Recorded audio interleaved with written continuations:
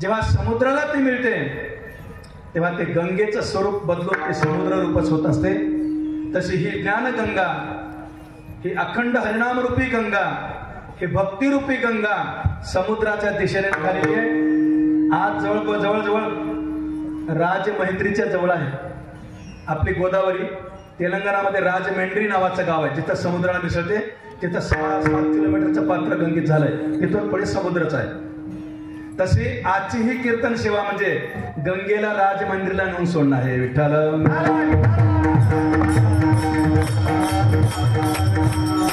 आणि उद्या सकाळी काल्याचं कीर्तन म्हणजे या गंगेनं समुद्राबरोबर मिसळणंच आहे. बरं का, मी आजच बोललो दुपारी, विखुरलेली अवस्था म्हणजे संसार आणि एकत्र होणं म्हणजे काला. विठ्ठल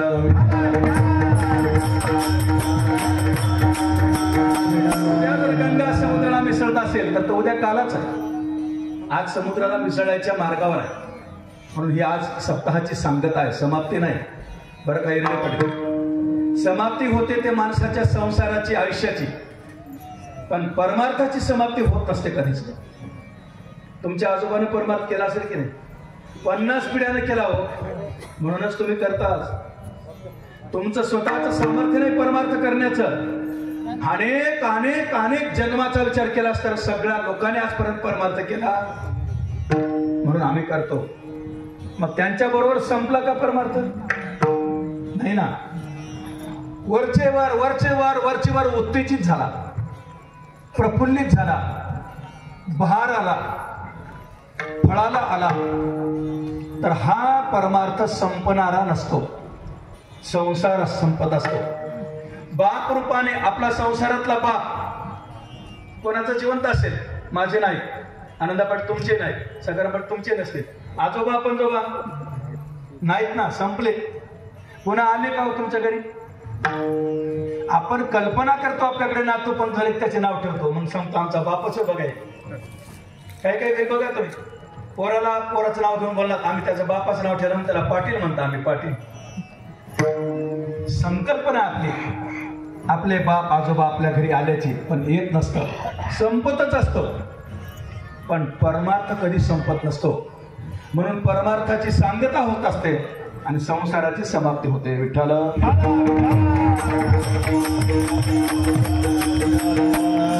आजची आहे ना ती परमार्थ या सप्ताहरूपी परमार्थाची सांगता आहे. आणि त्या सांगतेच्या निमित्ताने भगवंताकडे एक मागणी मागणारा अभंग आपण सेवेसाठी निवडला आहे. विठ्ठल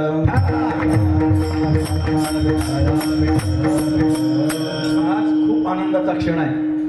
आज किती मोठे मोठे पर्व काळ आहेत. सध्या चालू असलेला कुंभमेळा नावाचा पर्व काळ आहे, त्याच्यात आज पर्व काळाचं स्थान आहे. मी पिंपळगावला बोललो कुंभमेळा काय आहे, बरोबर का? तुका म्हणे सागर काय, गंगा सागर सगळी अवघ्या झाल्यावर मी कमाई. संगम जिथे होतो त्याला प्रयाग म्हणतात. भारतामध्ये आपण केदारनाथ बद्रीनाथकडे ज्याने गेले असतील तर 2 नद्या मिसळल्या की त्याला प्रयाग नाव आहे. सोनप्रयाग, विष्णुप्रयाग, देवप्रयाग असे नाव आहे. संगम झाला की प्रयाग आहे आणि संगम झाला की आमच्या वारकरी संप्रदायात त्याला काला म्हणतात. विठ्ठल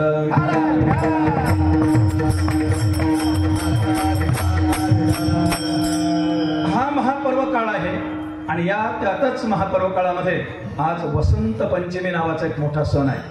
काय महत्व आहे या सणाचं? आज बुद्धिमताम वरिष्ठम, बुद्धिमता प्राप्त करून देणारी बुद्धिप्रदान ही शारदा म्हणजे सरस्वती मातेचा प्रगट दिन सुद्धा याच पहिला. दुसरा हेतू काय आहे? भगवान परमात्मा पांडुरंग म्हणजे गोपाल कृष्ण आणि रुक्मिणी माता यांच्या लग्नाचा हॅपी अॅनिव्हर्सरी आहे. विठ्ठल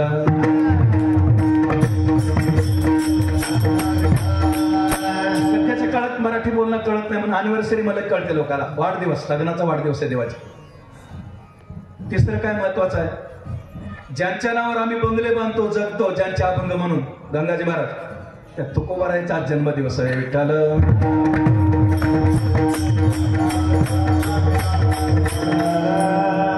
म्हणून तुकोबाराय जर आले नसते, ज्ञानोबाराय जर जन्मालाच किंवा अवतारालाच आले नसते तर कदाचित आपण माणूस म्हणून जगलो नसतो.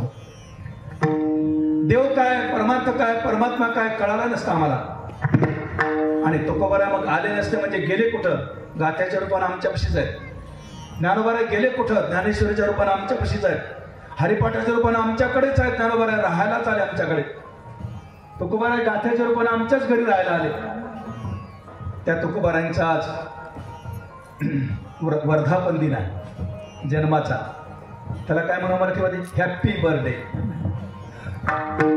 असं अनेक पर्व काळानुरूप हा मोठा प्रसंग आहे आणि त्यामध्ये या पर्व काळातच आपले हात धुनी सत्याची सांगत आहे. विठ्ठल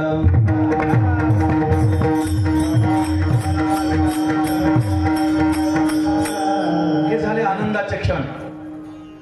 त्याचबरोबर आपल्या वारकरी संप्रदायाला एक सुरुंग लागला, एक दुःखाचा प्रसंग सांगतो की या ज्ञानाचा सूर्य परवाच 12 दिवसाखाली हरवला. त्यांचं नाव आहे वैकुंठवासी श्री किसन महाराज साखरे, ज्यांच्यामुळं भारतभर ज्ञानाचा प्रचार झाला. विनायकम गुरुम नौमी साखरे नाम विश्रुतम तेषाम चरण सानिध्यात जीवा मुक्ता भवन्ति. जीव मुक्त होण्याला कारण ज्ञानाची जोपासना, ज्ञानाची वेल आकाशापर्यंत नेणारे हे साखरे नावाचं घराणं. आणि आपल्याला ऐकून तरी असाल, कोणी त्यांचं कीर्तन ऐकले असतील, त्यांना प्रत्यक्ष पाहिले असतील. असं मोठं भारी व्यक्तिमत्व, महान संत, महान साधू, महान नामधारक, महान ज्ञानी, प्रत्यक्ष ज्ञानोबाराय म्हणलं तरी कमी पडणार नाही असे श्री जगद्गुरु आमचे सद्गुरु किसन साखरे यांच्या जाण्याने आपण खूप मोठे दुःखात आहोत. खूप मोठी हानी झाली आहे. वारकरी संप्रदायामधला मोठा ज्ञान सूर्यच हरवलाय. तर ही दुःखाचा प्रसंग समोर आहे.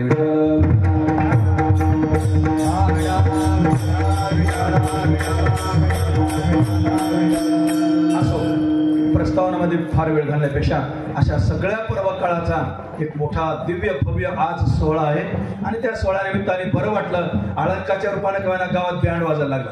आल्या आल्या मला थोडंसं वाटलं काय काम आहे. फार भीती वाटते आम्हाला की बाबा कोणी केलं काय कीर्तनाचं कसं. मग बरं भले आळंका आहे. मग आळंका म्हणल्यावर अजून जास्तच भीती वाढली, कारण लालुंडीला सप्ताह वैशाखात पाण्यात व्हायचा आणि आळंका आल्या की मागच्या परापासून हलायचं नाही. आता कीर्तन तिथंच, बँड तर मोठ्यानं वाजणार.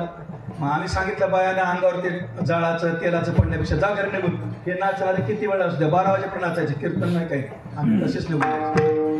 आमच्या आता गाडीमध्ये होते. मी एवढं आळंका, आता आळंका असलं आमचं कीर्तनाचं कसं नाही ना, म्हणजे इथून गेल्या तिकडे निघून. पण आता आनंदाची गोष्ट आहे. विठ्ठल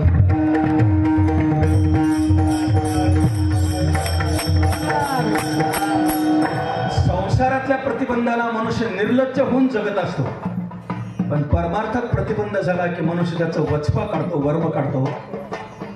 संसारात प्रतिबंध येत नाहीत असं नाही. आणि प्रतिबंधाचे 3 प्रकार आहेत: भूत प्रतिबंध, वर्तमान प्रतिबंध आणि भविष्य प्रतिबंध.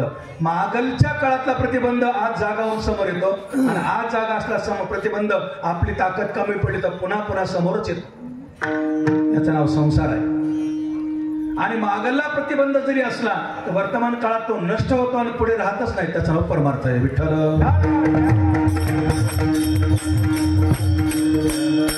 प्रस्तुत सेवेसाठी निवडलेला अभंग श्रीमंत जगद्गुरु तुकोबारायांचा आहे. या अभंगात तुकोबाराय मागणी मागतात आणि आपल्या संप्रदायाचा प्रघात आहे. पहिल्या दिवशी भगवान परमात्म्याच्या नामाचं रूपाचं वर्णन करावं आणि सांगतेला देवाकडे मागणी मागावी. हा नियम बरोबर आहे ना. सेवाच केली नाही तर तुम्हाला पगार मागायचा अधिकार काय? हो, ज्यांना 7 दिवस सेवा करता आली त्यांनीच देवाकडे मागायचा अधिकार आहे. मग म्हणले महाराज तुम्ही 7 दिवस होते का? तुमच्या गावाला नसतो तरी कुठंतरी कीर्तन करीत होतो मी जाऊ द्या. मी जे बोलतो ते तुमच्या वतीनं बोलायला, बरोबर आहे ना. तुम्हाला सगळ्याला कीर्तन करायचं नाही आज म्हणून मला कीर्तन उभं केलंय माझ्यातर्फे. मी तुमचा लीडर आहे. विठ्ठल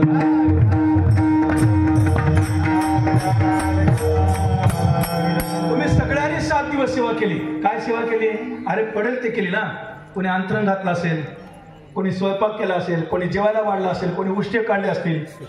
काय पडेल ते सेवा केली आणि त्या सेवा केल्यानंतरच मग मागण्याचा अधिकार होतो. आणि तो अधिकार आज रोजी असल्यामुळं तुमच्या वतीनं म्हणजे आपल्या जीवधर्माच्या वतीनं भगवान परमात्म्याकडे तुकोबाराय मागणी मागतात.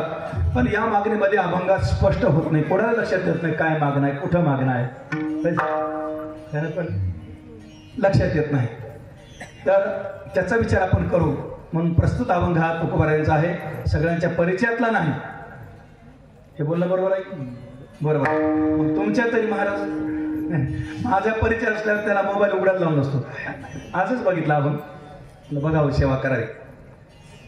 निषेध वृत्तीनं अन्वय व्यतिरेक ज्याला शास्त्रामध्ये म्हणतात, अन्वय आणि व्यतिरेक या दृष्टीने दोन भाषा बोलले जातात. तीच गोष्ट अन्वयाने बोलली सरळ सरळ वाटते आणि व्यतिरेकाने बोलली की अवघड दिसते. या भागात व्यतिरेकानं मागणी आहे. विठ्ठल